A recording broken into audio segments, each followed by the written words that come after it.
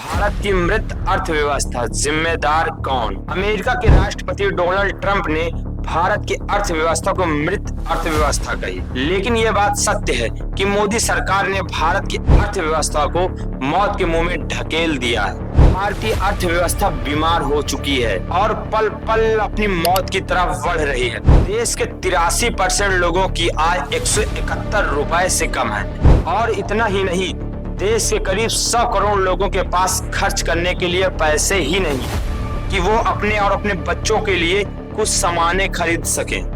देश के करीब 20 करोड़ लोग डेली भूखे सोते हैं। इतना ही नहीं, करीब 7 करोड़ लोगों की आय 62 रुपए से कम है। सबसे बड़ी बात यह है कि भारत की 40% संपत्ति सिर्फ 1% लोगों के पास है। भारत की अर्थव्यवस्था गरीबों और मिडिल क्लास लोगों के लिए नहीं है।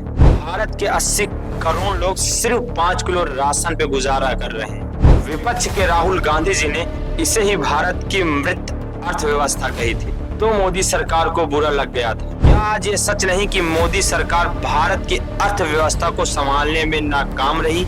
मोदी सरकार ने अडानी अंबानी को छोड़कर भारत के हर एक लोगों को लूटा है, कभी नोटबंदी के नाम पर तो कभी जीएसटी के नाम पर, यानी गब्बर सिंह टैक्स के रूप में। देश के 40 करोड़ से भी ज्यादा युवा बेरोजगार हैं। ये बेरोजगारी 45 सालों का रिकॉर्ड तोड़ चुकी है। गरीबी, भूखमरी और बेरोजगारी के कारण युवा और किसान आत्महत्या कर रहे हैं। ये मृत अर्थव्यवस्था की पहचान नहीं है तो क्या है?